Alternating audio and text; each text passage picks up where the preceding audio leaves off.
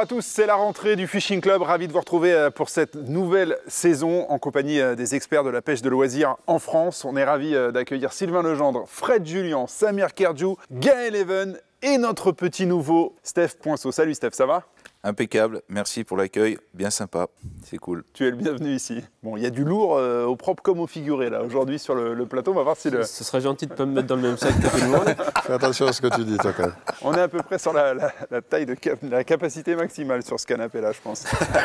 C'est sûr.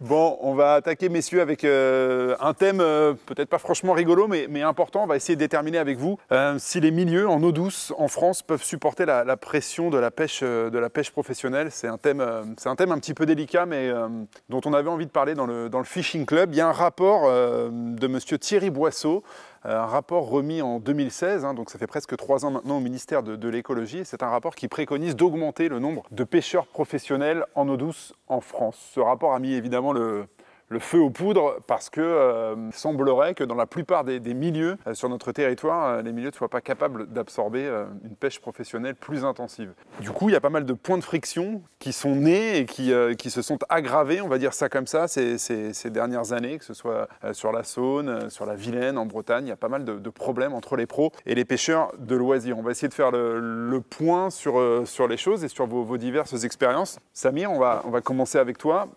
Toi, tu as constaté de manière très claire et très nette une raréfaction des poissons sur certains secteurs sur le Rhône. Moi, je vais parler du fleuve qui me tient à cœur et que je pêche depuis toujours, le Rhône. Quand l'interdiction du PCB a eu lieu il y a quelques années, on a vu les populations de sandres à la hausse, mais comme ça, et tout le monde était capable de prendre de poissons en quantité. Ils ont rouvert. Alors l'autorisation a été donnée parce que les taux de PCB ont disparu. On va dire ça comme ça. En tout cas, sont devenus corrects et du coup le poisson est redevenu commercialisable. En l'espace d'1 an, on a vu les populations se casser la gueule, mais pas à la petite échelle. Aujourd'hui, tu vas promener quasi tes leurres sur certains biefs. Ils sont déserts. On peut dire qu'ils sont déserts et ce n'est pas le fait de hasard. C'est vraiment... Le problème, c'est vraiment eux. Aujourd'hui, ils prélèvent plus que ce que la ressource peut produire et personne ne dit rien. Et puis si on va dans le vif du sujet, parce que moi c'est ce qui m'intéresse, je ne peux pas concevoir que nous les pêcheurs, on cotise, on a le Vine et des bras du Rhône qui sont en communication avec le Rhône, et ces mecs-là prélèvent ces poissons pour la vente. C'est-à-dire en 2 mots, nos fédés ou nos APPMA mettent du fric sur la table pour que des pêcheurs pros s'en foutent plein les poches. Moi ça me révolte, je trouve ça... Et on va les subventionner. C'est un point qui est très important. En tout cas, toi, ton constat, il est très clair. Sur certaines parties du Rhône, non, le milieu ne peut pas supporter la pêche professionnelle. Et ensuite, on a compris, il y a un problème éthique dans la mesure où ce sont les pêcheurs de loisirs via les APPMA qui remettent du poisson dans l'eau et ces poissons-là sont ensuite prélevés, évidemment, par les pêcheurs professionnels. Il y a 400, juste pour clarifier les choses, il y a à peu près 400 pêcheurs professionnels aujourd'hui en France. La plupart ont le statut d'agriculteur. De toute façon, c'est un problème de santé publique. Aujourd'hui, moi je vais dire ce que je pense. Ils vont vendre du poisson et empoisonner les gens et personne ne dit rien. Je trouve ça dramatique. Au-delà du fait que quand on fait des prélèvements sur des poissons, il faudrait avoir des tranches d'âge correctes. Si on prend que des petits poissons, forcément, le taux de PCB va être inférieur. Sera inférieur, et c'est un peu ce qui s'est passé. Et puis quand on voit qu'on a 400 pêcheurs pros qui ont des droits que nous, on n'a pas, alors qu'on est je ne sais pas combien de pêcheurs, nous, au mois de mars, avril, on ne va pas pêcher les cendres, on a une loi qui nous interdit d'aller prendre des poissons sur les frayères, et eux se permettent de mettre des filets de partout. Je ne vois pas comment on peut continuer à laisser faire ça. En fait, le problème, c'est que au lieu d'avoir un Thierry Boisseau qui remet des rapports à charge contre la pêche loisir, on devrait avoir la pêche loisir qui s'auto-remet des rapports pour la pêche loisir. Parce qu'en fait, ce qu'on laisse faire à ces gars-là, c'est ça. C'est-à-dire que ce Thierry Boisseau, en fait, il est vendu à la cause des pros parce qu'il fait un rapport pour favoriser les pros, les réimplanter partout. Et comme en plus, il y a de la subvention et on recase, potentiellement on recase, on l'a vu sur le Bourget il y a quelques années, ils ont recasé des pêcheurs venus de la mer, des pêcheurs pros, qui ont tué tellement le milieu en mer qu'ils ne peuvent plus en vivre. Et maintenant, on les recase en eau douce. Donc là, on marche encore sur la tête. Sauf que nous, la pêche de loisir, on n'est pas foutu de prendre un rapport pour leur expliquer que, au final, on gagnerait plus notre vie tous à avoir plus de guides, à avoir plus de gens qui remettent du poisson à l'eau, que des gens qui les tuent et qui tuent la ressource. C'est ça en fait, ils le traduisent clairement en termes d'emploi, donc il y a une visibilité économique qui est réelle et qui va dans leur sens en fait. On est 2 millions et on a forcément un volant économique, sauf qu'on n'est pas suffisamment structuré ou suffisamment malin pour le traduire clairement et le faire prendre en compte, quoi. Et on a un autre sein, une épine dans notre pied, au sein des APPMA, des fédérations, c'est les pêcheurs amateurs aux engins, qui finalement constituent aussi... Aux engins et au filet. Hein.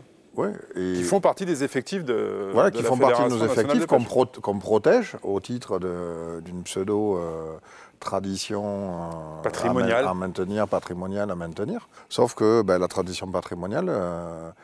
elle ne prend pas en compte la nouvelle donne. Aujourd'hui, on a pollué les rivières, on a asséché les zones de frayères, on ne respecte pas les frayères existantes dans nos barrages, etc.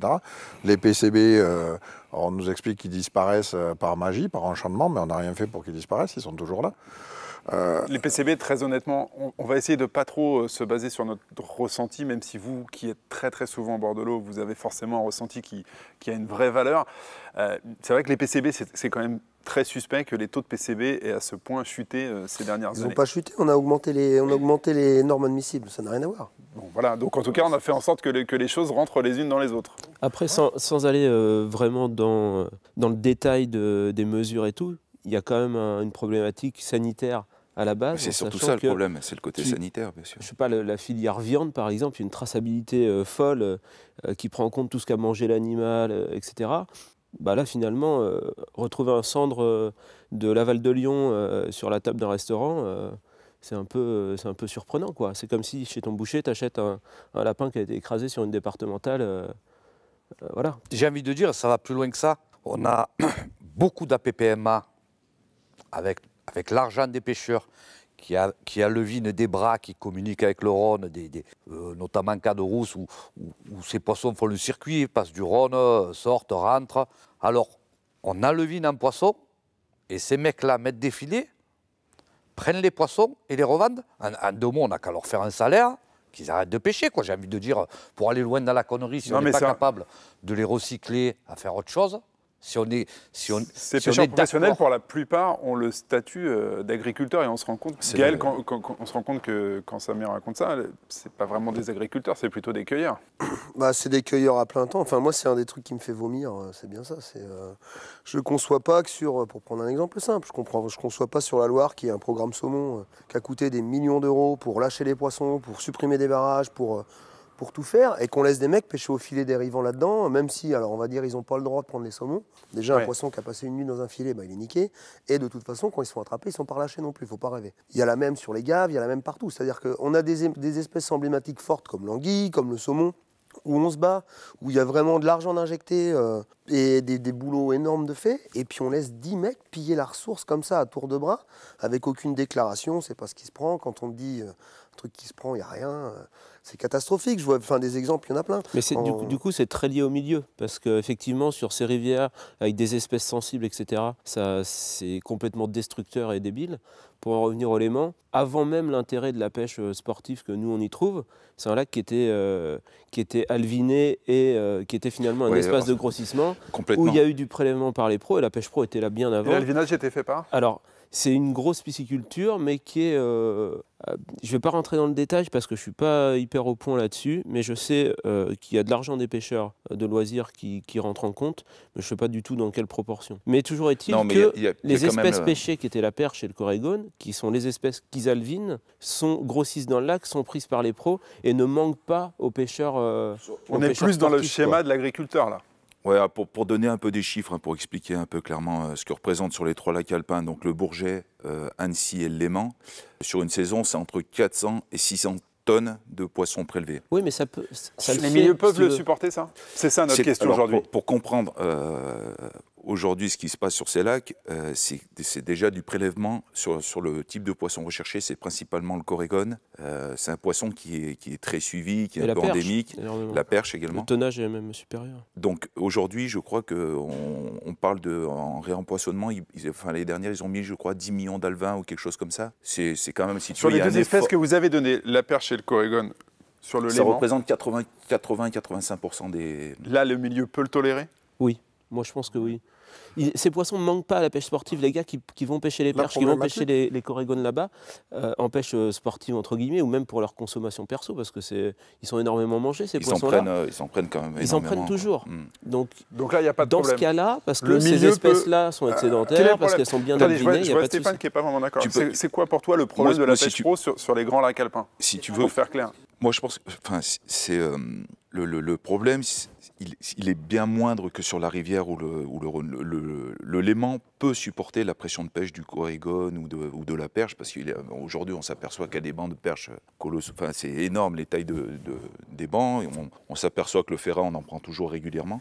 Le problème qui se pose, c'est surtout plutôt pour les carnassiers comme le brochet, où là, je suis moins d'accord quand il y a des filets qui sont tendus dans les mauvaises périodes. Il est recherché par les pros sur le Léman? Oui, bien sûr. Spécifiquement. Mais il est recherché pour les mauvaises raisons. C'est-à-dire qu'en fait, ils se sont mis à le rechercher et ils ont fait, corrige-moi, ils ont fait modifier les réglementations, parce qu'à un moment donné, ils ne le recherchaient pas. Quand tout d'un coup, ils se sont dit, oula, mais le brochet peut représenter une menace pour notre ressource commerciale, ils sont allés chercher le brochet spécifiquement pour le dézinguer et pour protéger leurs ressources. Donc de nouveau, c'est-à-dire le brochet consomme trop de perches et trop de corégone aux yeux des professionnels. Et comme il n'y a pas de monitoring, ils estiment que c'est un gros prédateur. Mais alors là, sur un grand lac, les équilibres sont plus difficiles à bouger et on voit les effets néfastes d'une pêche du brochet complètement débile sur les frayères, etc. C'est un peu plus long à impacter parce que le milieu est grand, mais imagine la Loire, la Vilaine, imagine Vouglan demain. C'est pas du tout le même. C'est pas du tout la même punition. Et là, on a bien affaire à des gens qui ont un comportement de destruction. C'est surtout que pour leur propre profit.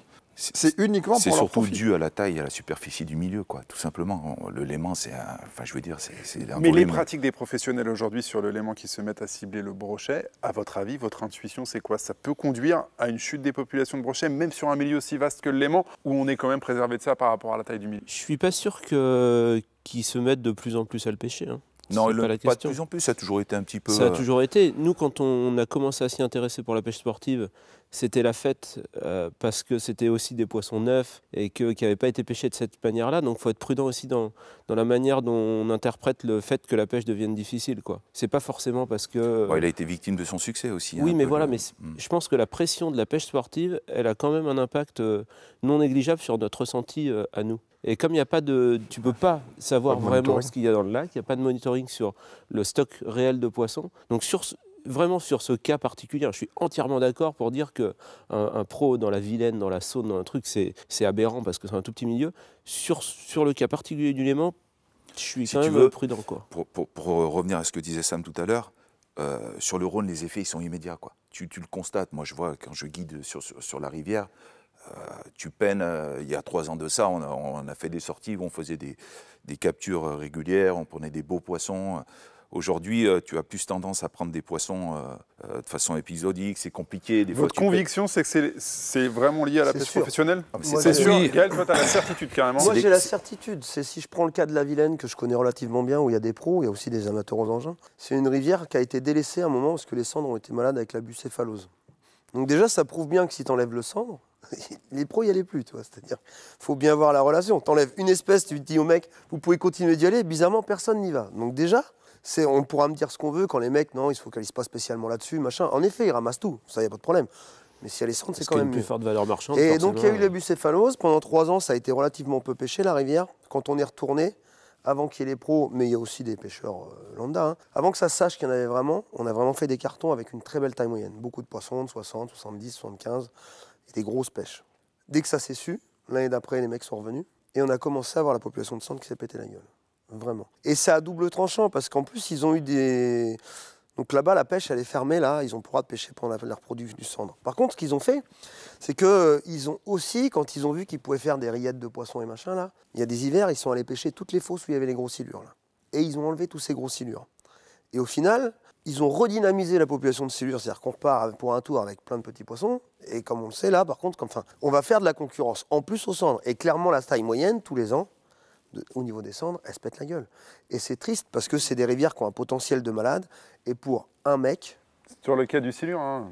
C'est surtout les ouais, non, cendres mais et le tout. CONAPED, le Comité national de la pêche pro en eau douce, clairement a décrété, hein, c'est très clair, en tout cas sur leur site officiel, que le silure était induisible. Hein. Oui. Ça les arrange. Par contre la vingtaine de gars qui posent les filets pour ramasser les saumons dans l'estuaire, c'est pas nuisible. Après, ça va au-delà de ça, si tu veux. Comment nous, pêcheurs, préservons la ressource, empoissonnons, faisons des efforts humains, financiers, que ce soit les fédés, les APPMA, comment on peut laisser faire ça alors que nous, on va faire des campagnes sur le black, sur le cendre à l'introduction, petite taille, grande taille, tout ce que tu veux. On va foutre des moyens pour que ces mecs-là s'en foutent plein les poches et personne ne dit rien. Et nos fédés disent rien, personne ne dit rien. Il n'y a pas de volonté politique. Il n'y a Pour clairement revenir- pas de pour volonté Ça, c'est politique. triste, hein, quand même. C'est Non, mais complètement délirant. C'est vrai que c'est très triste de la folie, parce qu'on a du mal, comme le disait Sylvain tout à l'heure, on est presque 2 millions. La pêche pro en France en eau douce, ça représente 400 personnes. Et on a du mal à peser face à ces 400 personnes. La CONAPED, là, tout à l'heure, tu parlais de cet organisme-là. Ces gars-là, clairement, on est des nuisibles. Les pêcheurs amateurs, là, je veux dire, on peut s'apercevoir si on va sur leur site, on lit des trucs de folie. Il y avait un article, alors, j'ai noté un article du délire, quoi. qui Ils sont s'intitule « Les complètement, pratiques fautives des pêcheurs de loisirs plombent l'activité des Ouais, professionnels carrément, quoi. Mais c'est c'est quand même clair, hein. dramatique, se foutre de la gueule du monde, tu C'est t'imagines. 400 On c'est 400 empoissonne et ces mecs-là, les poissons qu'on met, eux vont les revendre, quoi. Et personne ne dit rien, c'est juste Non, inconcevable. on a quand même un cas dans notre région, et je tiens à le préciser, sur le lac du Monténard, là, le barrage du Monténard, on a eu un reclassement, et ben on a réussi à le contrer, quoi. Les gars ont fait ce qu'il fallait. Il devait y bravo. avoir un pêcheur professionnel Qui devait Il y a supplémentaire. pas mal d'endroits où ça s'est fait aussi. Hein. Ouais, il a été recalé, ouais. La Fédé de l'Aveyron, c'est pareil, ils en ont proposé, le lendemain ils sont allés, il y avait la démission de tout le monde dans le truc. Et voilà, Ouais, c'était un sous peu prétexte qu'ils créaient un emploi, c'était la fête, et là ils sont arrivés, bah voilà, si vous continuez, il y en a 12 qui arrêtent, et puis je vous promets que c'est dans la presse demain, et ça s'est arrêté tout de suite. C'est-à-dire que voilà, le Il y a jeu des il est là. réponses locales quand même, donc qui sont Il y a efficaces. quand même des réponses locales qui sont efficaces. Heureusement. Après, moi, ce que j'arrive pas à concevoir, c'est à l'heure actuelle, quand on parlait tout à l'heure de traçabilité ou n'importe, il y a un truc qui s'appelle la chaîne du froid. Là, il faut m'expliquer comment un cendre ou une carpe ou une brème qui a passé une nuit asphyxiée dans une eau à 26 degrés l'été, qu'on va acheter dans un bac le matin et qu'on va transporter dans une bagnole non réfrigérée, sans glace, sans rien, comment ça peut arriver ça sur un terminal de cuisson quelque part. C'est-à-dire qu'à un moment, normalement, il y a un mec qui met un thermomètre dans l'histoire et qui dit stop, quoi. C'est-à-dire que là, on est sur quand on voit la Loire l'été, les mecs pêchent, t'as pas le droit de te baigner, les chiens en meurent et tout, et allons-y, quoi. C'est toujours et des c'est la problèmes fête. sanitaires, quoi. Mais On là, revient toujours au au niveau même. sanitaire, c'est dramatique. Mais En là, 2013, hein, sur c'est la ça. Il Loire faut pas et sur oublier le comment Cher, ça a ils ont levé commencé l'interdiction l'histoire du PCB. de consommer. On n'oublie pas comment l'histoire du PCB a commencé. C'est quand le pêcheur pro, il a voulu labelliser son cendre et qu'il a fait analyser pour avoir son petit label. On lui a dit, il est un peu plombé ton poisson en PCB, quoi. C'est là que les choses ont commencé à... Clairement, moi, mon ressenti, c'est qu'on se fout de la gueule de tous les pêcheurs De loisirs. de loisirs. On est vraiment des vaches à lait et personne ne fait rien. Que là où il ne faut pas se tromper, c'est qu'un fleuve comme la Loire, là, qui a souffert quand même de l'extraction de granulats et tout ça, qui s'est incisé, où on a des substrats, où le brochet était quasiment absent, la Jussie est revenue, les brochets sont revenus. Les pêcheurs pros se sont remis sur le brochet. C'est-à-dire que les mecs ont fait des belles pêches. On a recréé des pêcheurs, on a refait tourner les magasins, on a fait tourner les guides, avec une évolution du milieu qui était inhérente, où nous on était pour rien pour le coup, mais les brochets sont quand même revenus. Et au moment où ça commence à être bien, t'as un pro qui se met, il va bousiller 20 km de rivière. Et c'est Et fini. rapidement. Ah mais hyper rapidement, Ah, parce mais qu'il là, pêche pendant la fraie. Donc Ça à partir de ce met pas moment-là... longtemps. là. Et Ça encore met une pas fois, longtemps. on manque vraiment de traçabilité et de monitoring sur, mais notamment, nous aussi, c'est à nous de déclarer de plus en plus les prises qu'on fait en loisir, etc., parce qu'on est aussi le témoin de la bonne santé du milieu.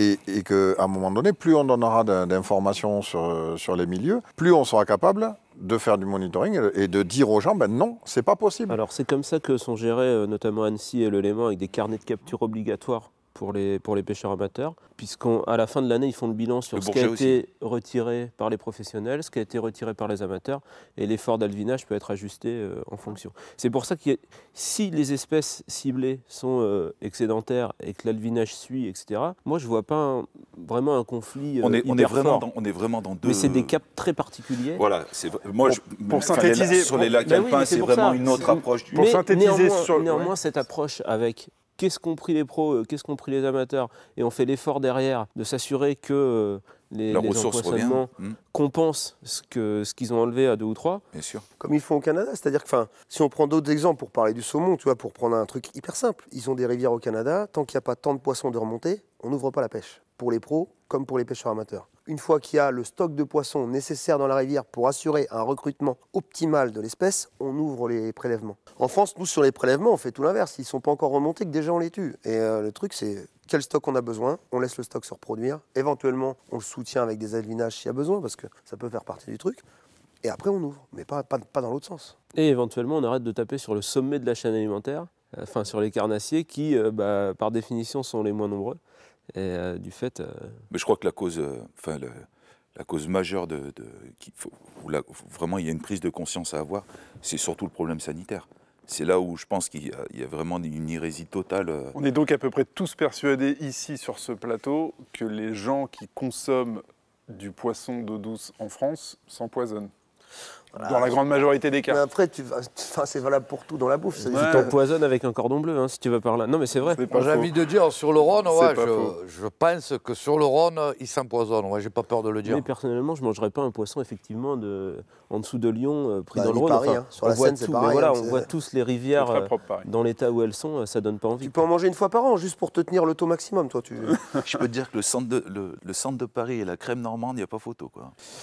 En ce qui concerne le cendre sur le Rhône, il te faut entre 3 et 5 ans pour qu'il revienne comme il faut. Et il te faut pas une année complète pour le voir se casser la gueule à une vitesse grande V. Bon, on a bien compris sur les grands milieux, et notamment sur le cas particulier du Léman, a priori... les 3 lacs alpins. Les 3 lacs alpins, la pêche professionnelle, voilà, ça pose pas de gros soucis, les milieux peuvent supporter ça. Il y a la taille du milieu et l'espèce qui est ciblée. Et aussi la façon de le gérer, et la ressource et la façon de le gérer, qui est aussi exemplaire depuis pas mal d'années, où il y a pour le coup là une vraie tradition. Il y a une prise de conscience. Et une vraie collaboration, une vraie discussion entre les pêcheurs pros et les pêcheurs amateurs, si tu veux, pêcheurs loisirs. Et puis le Rhône, par exemple, à la différence du lac Léman, comme vous dites, si ce n'est pas les APPMA qui alevinent les bras, personne ne reconstruit le cheptel qu'ils ont détruit. Donc c'est pas eux qui vont les refoutre, les poissons. S'ils le faisaient, il y a longtemps qu'on le saurait. Bon, et donc à l'inverse des grands lacs alpins, on va dire que vous êtes tous ici persuadés que c'est une catastrophe la pêche professionnelle sur des rivières comme le Rhône, comme la Loire, comme la Saône, la Vilaine. Complètement. Et que les milieux ne peuvent pas du tout supporter déjà la pression qui est exercée aujourd'hui et encore moins une pression qui serait amenée à se développer et à se multiplier. On espère que nos instances vont prendre ce problème à bras-le-corps. Et les exemples sont identiques à l'étranger. Et les exemples sont identiques à l'étranger. Merci beaucoup, les garçons. On va revenir à la pêche dans le Fishing Club, la pêche proprement dite. On va essayer de déterminer les meilleurs moyens d'aborder les chasses.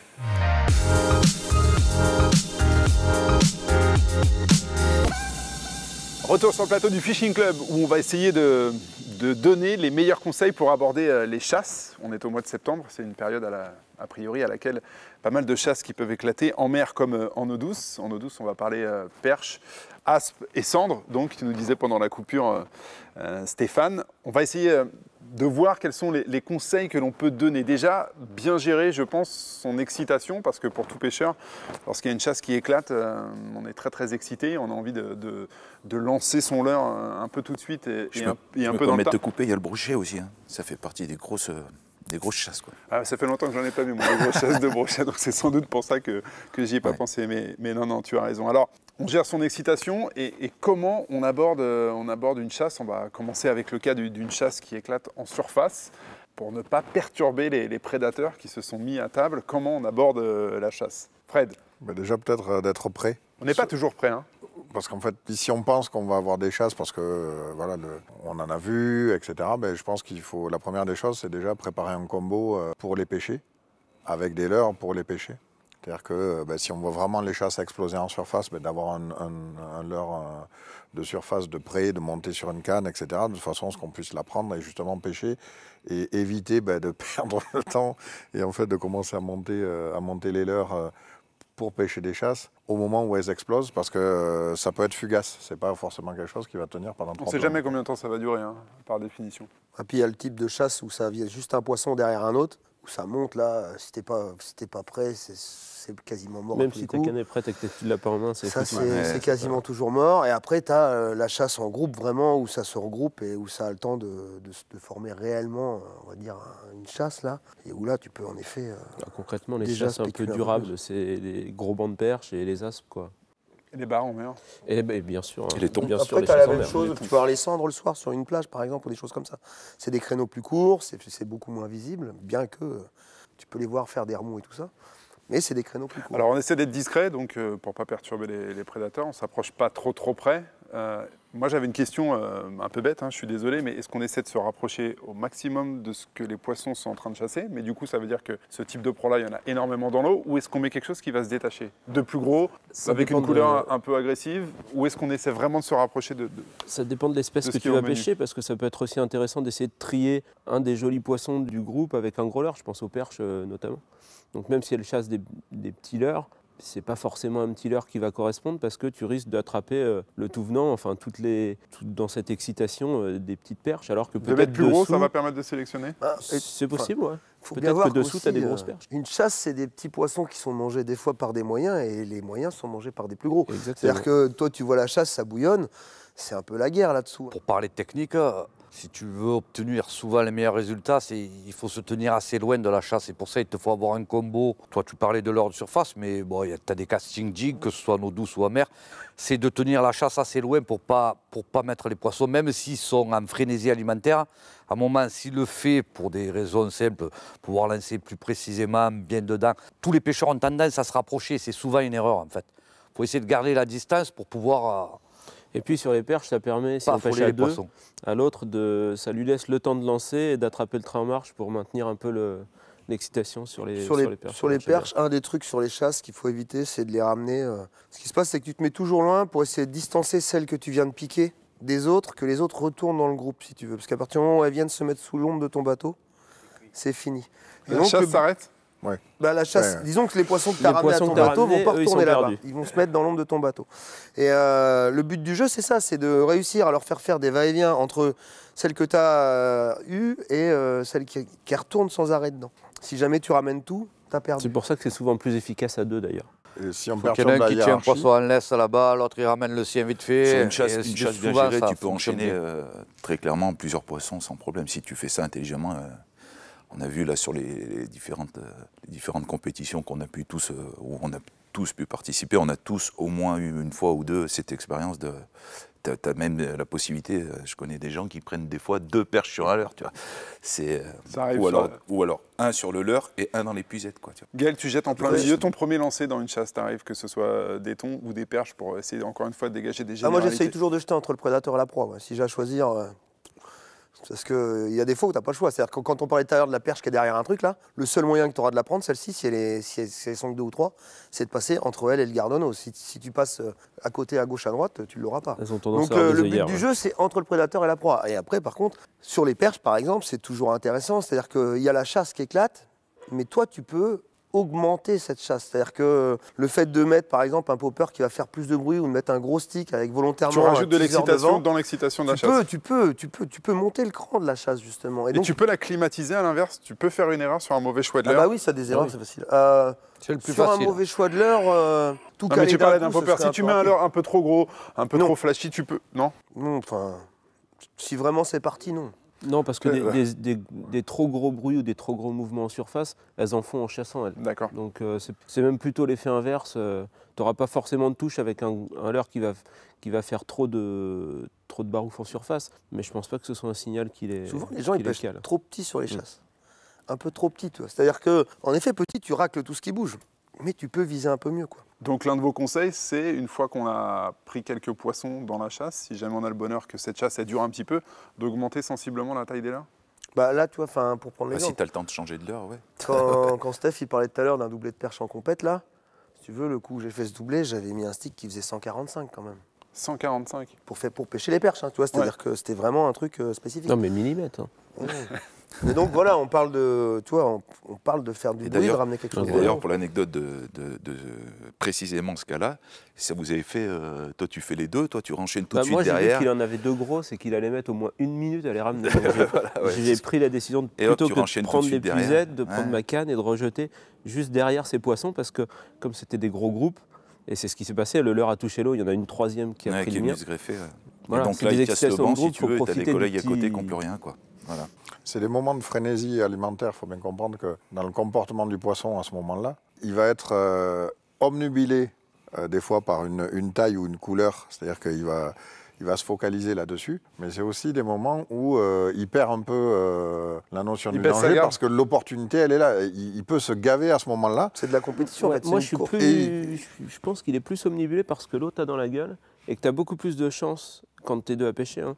Si tu ramènes un poisson et que l'autre a le leurre en travers de la gueule, c'est là où tu as vraiment la chance de déclencher un poisson. Ouais. Mais ça n'a pas, à mon avis, à voir avec la taille ou la couleur de ton truc. C'est que la compétition a fait que le poisson veut choper ce que l'autre a au travers de la gueule. C'est comme ça que tu fais souvent le deuxième doublés, prend une plus grosse d'ailleurs. Ouais, c'était notre histoire pendant des années. Bah, c'est des moments un peu magiques, les chasses. C'est vrai. Après, ce qu'on voit beaucoup sur les chasses, c'est des mecs, s'il y a du vent, il voit la chasse, il ne va pas essayer de replacer son bateau pour se mettre dans les meilleures conditions. Souvent, les mecs, ils sont pressés, ils lancent. Et tu te retrouves avec un vent de face et tu lances pas loin. Et en fait, tu te tires une balle dans le pied tout seul. Sur ces instants-là, si tu as la chance, tu vois, d'avoir une... Mais des fois, les chasses, elles durent... tu vois, c'est 5-6 secondes où ça bouillonne, quoi, et tu perds en fait ce contact visuel avec la chasse. Donc là, c'est compliqué, tu vois, tu fais du mieux que tu peux. Mais c'est vrai que sur les chasses de thon, là, comme on a vu avec Samir, là, oui, il m'a fait découvrir ça, mais c'est juste hallucinant, quoi. C'est spectaculaire. Les chasses de bar, c'est génial. Quand tu as un terrain de foot qui est en ébullition avec des éclaboussures sur 1 mètre de haut. C'est impressionnant. T'as limite, tu vois, moi, pour la première fois, j'avais même pas envie de jeter, quoi. J'en ai pris plein les yeux et c'est. T'as jeté quand même. J'ai jeté quand même. Après, un détail, c'est pêcher les chasses. Je crois que c'est ce qui peut t'amener le plus d'adrénaline en pêche parce que tu as ce côté, quand c'est en surface, tu as ce côté visible, tu as ce côté qui peut être éphémère, c'est-à-dire que tu te dis, il faut que j'en profite, il faut que je sois bon et tout ça. C'est quand même la pêche où on se met le plus d'hameçons dans les doigts. Ouais. D'accord. C'est-à-dire qu'il y a un moment, les poissons sont en frénésie, mais il y a un moment où nous, on oublie de réfléchir aussi. C'est-à-dire que quand tu sais que justement ton collègue a la perche là-bas, que toi, il faut que tu rejettes le plus vite possible, que tu l'amènes au tablier quand elle est encore à 3 mètres du bateau, ça vole, tu rattrapes le truc en vol, il y a un stick, il y a 2 espèces de triples dessus, tu te piques les mains, machin, et tu es pressé de relancer parce que tu te mets dans la situation du prédateur aussi. Exactement, mais c'est-à-dire qu'il y a c'est la même mécanique. Tu as toujours peur que ça s'arrête. Exactement. Vite, c'est un gain de temps. Ce vite, donc je dis attention, c'est vrai que le vite, quand vraiment ça mord, des fois, tu perds 20 secondes à écraser des ardillons sur tes triples là. Tout et comme par elle contre, pour la profite du suite, chaos. Des fois, tu dis merci.